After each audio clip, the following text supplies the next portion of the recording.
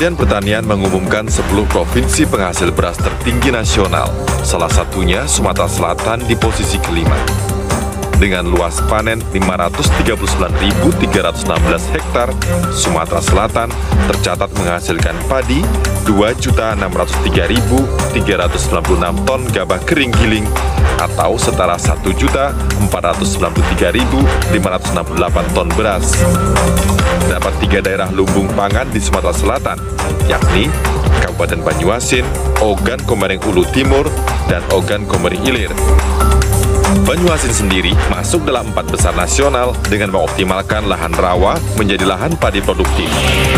Sumsel pernah jeblok ke urutan ke-8 2018 masuk itu. Setelah itu kita terus bekerja secara optimal, baik ekstensifikasi maupun intensifikasi.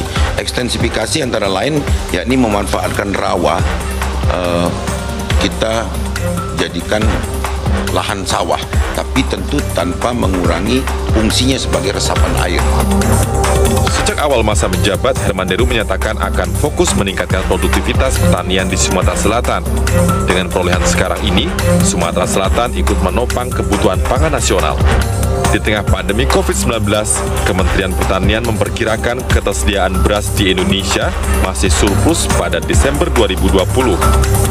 Perkiraan ini didasarkan pada produksi dan kebutuhan konsumsi bulanan. Tim Liputan Metro TV. Produktivitas pangan tentu saja menjadi sangat penting di tengah pandemi ini, dan Sumsel menjadi peringkat 5 di Indonesia, nomor 1 Jawa Tengah, 2 Jawa Timur, 3 Jawa Barat, 4 Sulawesi Selatan, dan 5 Sumatera Selatan. Saya akan menyapa saat ini Gubernur Sumsel Herman Deru dan juga Bupati Banyuasin Askolani Jasi. Bapak-bapak, selamat malam. Saya akan ke Pak Gubernur terlebih dahulu. Kalau misalnya kita melihat masuk 5 besar lumbung beras nasional berdasarkan data Kementan dan juga BPS, Pak, seperti apa sebenarnya peta wilayah beras di Sumatera Selatan dan seperti apa agar Sumatera Selatan masuk dalam 5 besar penghasil beras terbesar di Indonesia? Ya, jadi Rory, terima kasih dulu. Saya sampaikan juga bahwa saya didampingi 2 bupati, Bupati Banyuasin dan Bupati Oku Timur, Pak Holid namanya, yang sama-sama penghasil beras terbesar di Sumatera Selatan. Jadi Sumatera Selatan ini terdiri dari 17 kabupaten kota yang mana hampir semuanya menghasilkan beras. Tapi tentu dengan karakter potensi yang berbeda lahannya. Jadi ada yang rawa, ada yang memang irigasi. Untuk yang di wilayah timur seperti Kabupaten Oku Raya, yakni Oku Timur, Oku Selatan, dan Oku, itu lebih ke daerah dataran rendah yang teraliri oleh irigasi dari Sungai Komering. Sementara untuk yang ke utara, yakni Banyuasin, itu lebih lahannya rawa. Dan saat ini tentu masyarakat Sumatera Selatan, khususnya para petani, bangga sekali karena apa yang diperbuat oleh masyarakat, khususnya petani dan pemerintah, ini membuahkan hasil yang dari sebelumnya kita pernah sampai di urutan ke-8. Nah, saat ini kita naik ini belumlah menjadikan target kita tercapai, tapi tentu penilaian dari Kementerian Pertanian ini menjadi semangat baru bagi para petani di Sumatera Selatan. Begitu, Rory. Apa strateginya, Pak? Dari pernah peringkat 8, kemudian secara signifikan naik menjadi peringkat 5. Ini juga bisa saja menjadi inspirasi bagi daerah lain. Ya, jadi pertama kita tentu harus fokus terhadap potensi yang kita miliki. Bahwa potensi ini bukan hanya sumber daya alam, tapi juga sumber daya manusianya. Sejak dulu warga Sumatera Selatan ini terkenal dengan petani, jadi memang berprofesi sebagai petani. Lahan tersedia, namun tentu sentuhan ini butuh dari pemerintah seperti alsintan, pupuk yang tepat sasaran, irigasi. Artinya infrastruktur pertanian ini juga sesuatu kewajiban yang harus dilaksanakan oleh pemerintah. Dan dengan itu masyarakat petani di Sumatera Selatan ini menjadi lebih tergugah karena mendapatkan perhatian ini. Sementara PPL misalnya yang selalu memberikan bimbingan kepada petani ini diangkat dengan program PPL honorer provinsi yang akan disebar di seluruh daerah, khususnya daerah-daerah pertanian dan perkebunan. Jadi ini intinya harus fokus, Rory. Baik, saya akan sekarang menyapa terlebih dahulu Pak Syahrul Yassin Limpo, Menteri Pertanian. Pak Syahrul, selamat malam, Pak. Selamat malam, Assalamualaikum warahmatullahi wabarakatuh.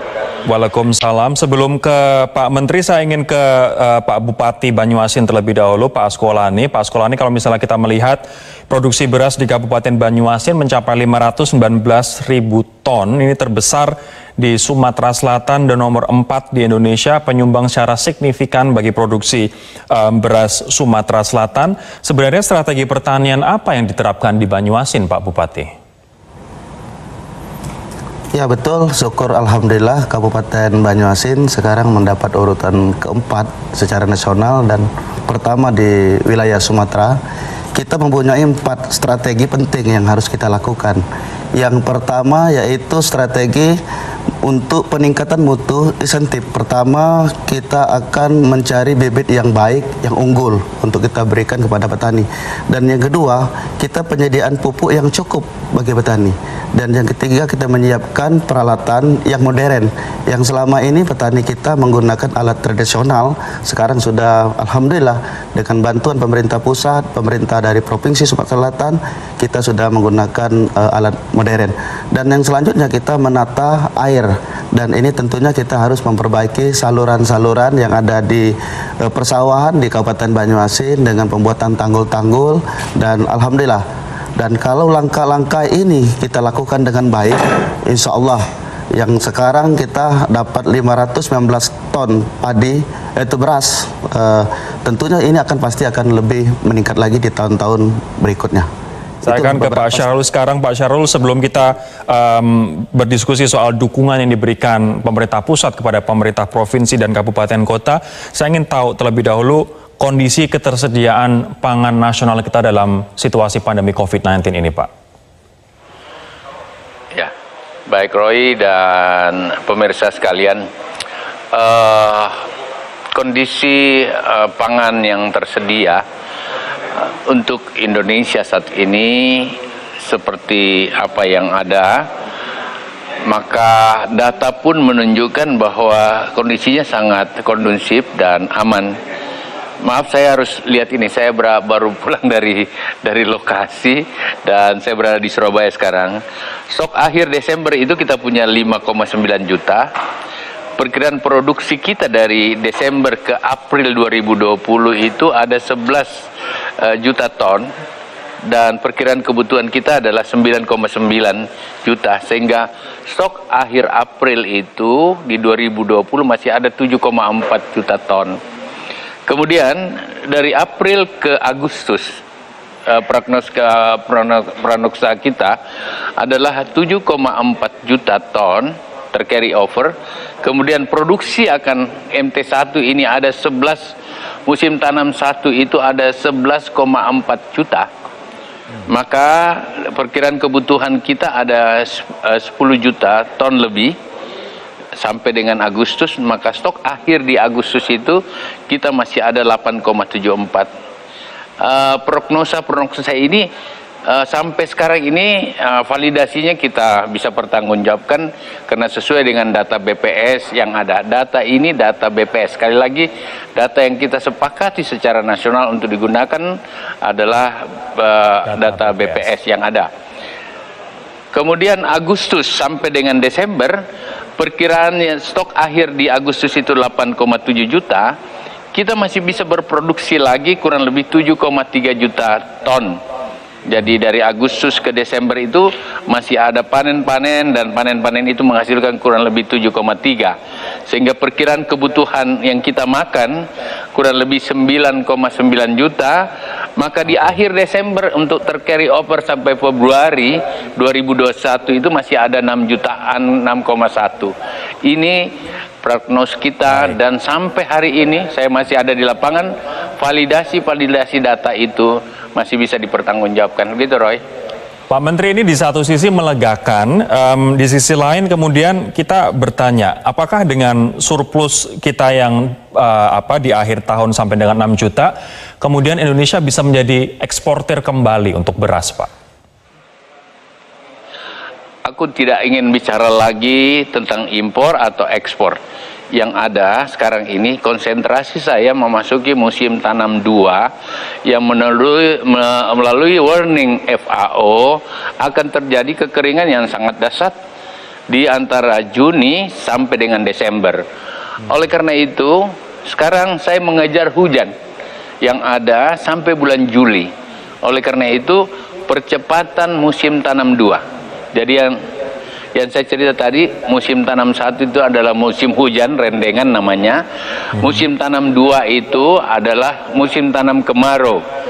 Dan kita punya 7,46 juta hektar.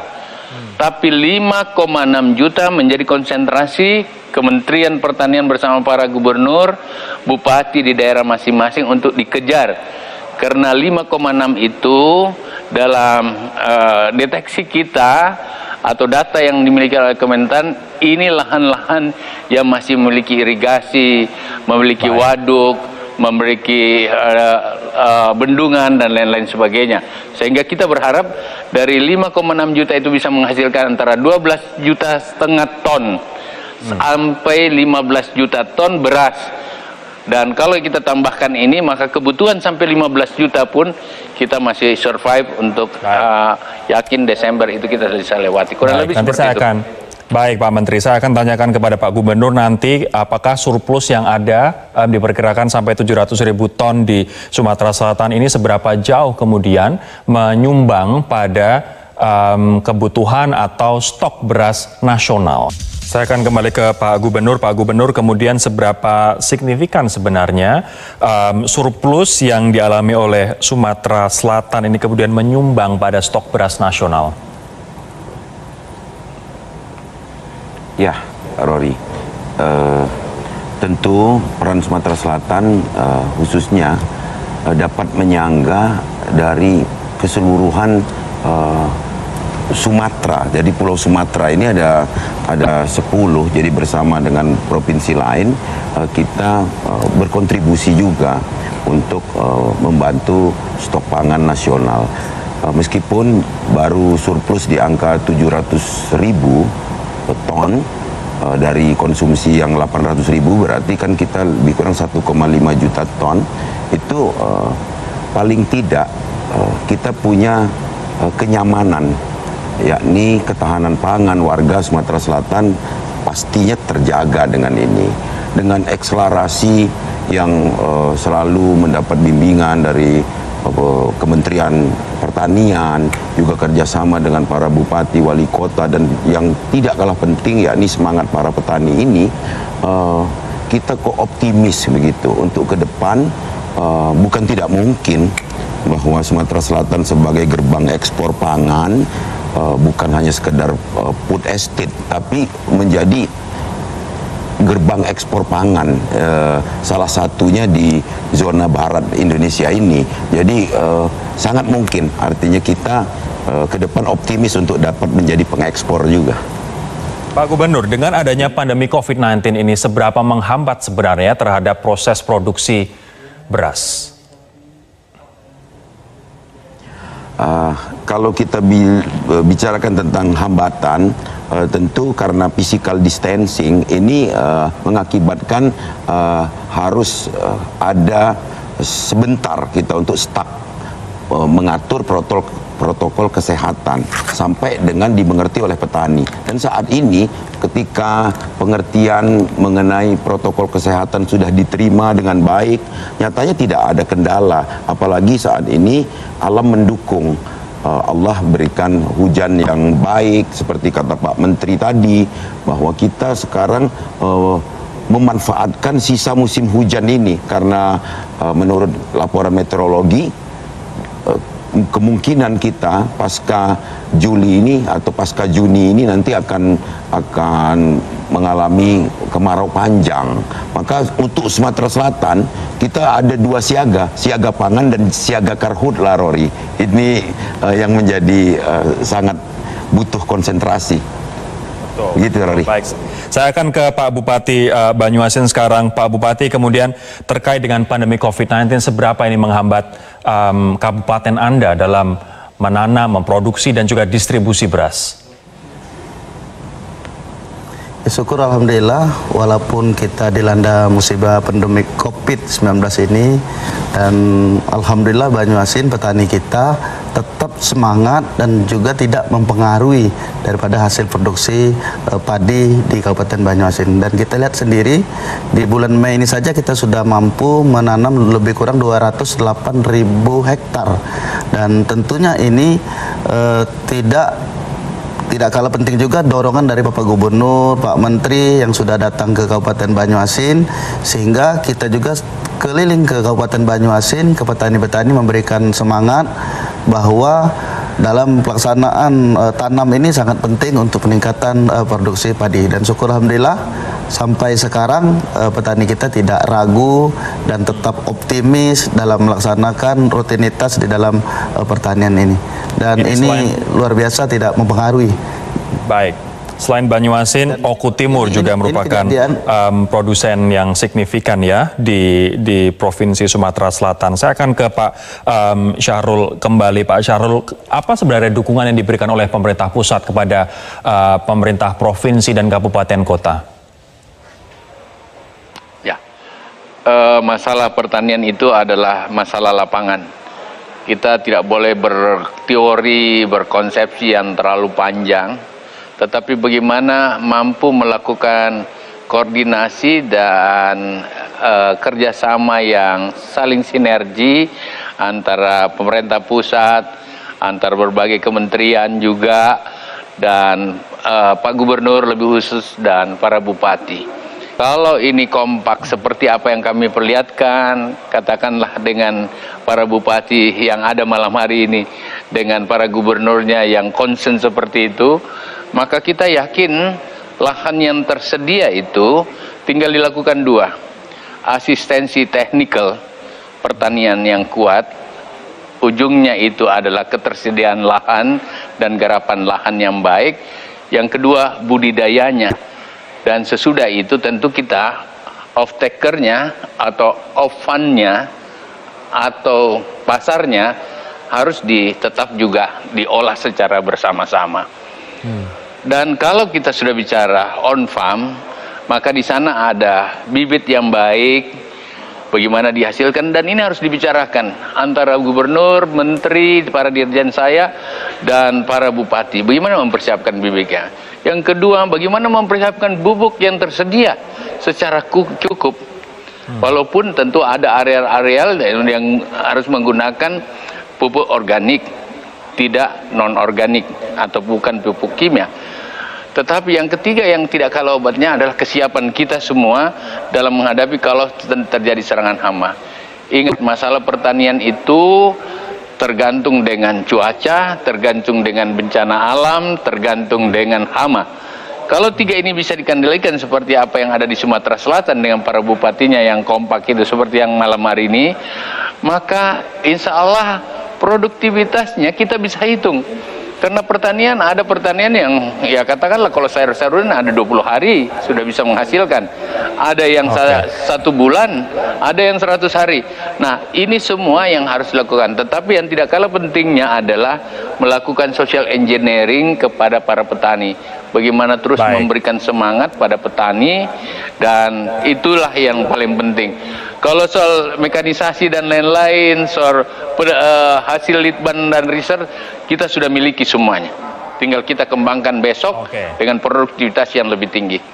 Nampak ini kekompakan antara pemerintah pusat dan juga pemerintah daerah di pandemi COVID-19 ini benar-benar diperlukan, tidak terkecuali adalah bidang pangan. Terakhir untuk Anda Pak Menteri, terkait dengan inovasi agar pangan kita produksinya semakin produktif dan kita bisa resilient begitu dalam menghadapi pandemi COVID-19 dan juga musim kemarau yang diprediksi berkepanjangan, apa inovasinya Pak?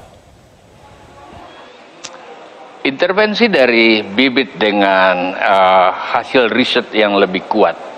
Sekarang kita memiliki riset-riset terhadap bibit yang juga kepada rawa sekalipun kita udah punya. Tentu panjang kalau mau diceritain. Oleh karena itu bibit yang berkualitas, yang sudah diukur dengan baik, tidak sembarangan kita sebar, itu menjadi sangat penting. Yang kedua, mekanisasi yang tersedia dengan kuat. Mekanisasi ini sudah ada traktor-traktor di tempat yang terapung pun, di tempat rawa pun sudah ada traktor-traktor yang bisa kita gunakan seperti itu. Bahkan traktor dengan pola modernisasi dilakukan.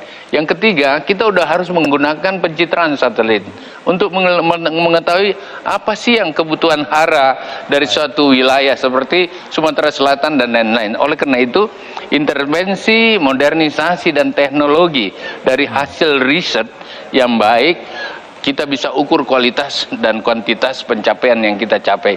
Ini sementara berjalan, ini kemudian kita mulai biasakan, dan sekarang itu melalui karena kondisi COVID, akhirnya kita terbiasa dengan virtual meeting, yang setiap saat saya di kantor saya bisa melakukan komunikasi dengan semua jengkal tanah yang ada di seluruh Indonesia untuk mengetahui apa yang terjadi. Termasuk mengetahui berapa pupuk yang kurang. Akhirnya bisa memantau semuanya dari internet begitu. Saya akan terakhir ke Pak Irman Deru. Pak Irman, lantas bagaimana memastikan agar surplus beras yang meraih oleh Sumatera Selatan tetap terjaga dalam periode-periode waktu berikutnya, Pak?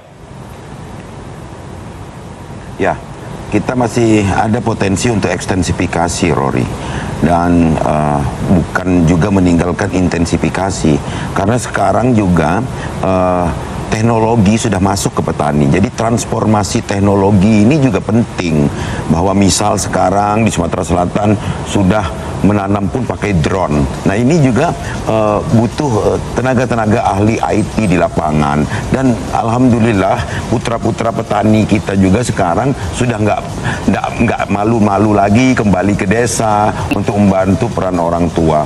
Jadi masih sangat mungkin kita dapat meningkatkan produksi padi dan menjadi beras di Sumatera Selatan ini dengan luas tanam yang kita harapkan dapat bertambah.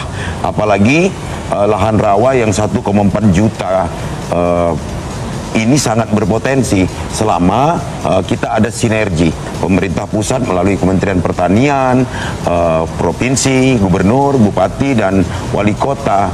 Dan yang paling penting adalah faktor petani itu sendiri yang selalu kita berikan jaminan harga.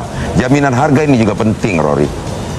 Baik, terima kasih Gubernur Sumatera Selatan Herman Deru, kemudian Pak Syahrul Yassin Limpo, Menteri Pertanian, ada juga Pak Askolani Jasi, Bupati Banyuasin. Terima kasih atas waktunya dan juga informasi yang dibagikan di Prime Talk malam hari ini. Semoga apa yang ditorehkan oleh Sumatera Selatan juga menjadi cambuk dan juga inspirasi bagi daerah lain untuk terus menggenjot produksi pangan agar stok pangan di Indonesia aman dalam menghadapi pandemi dan juga musim kemarau berkepanjangan.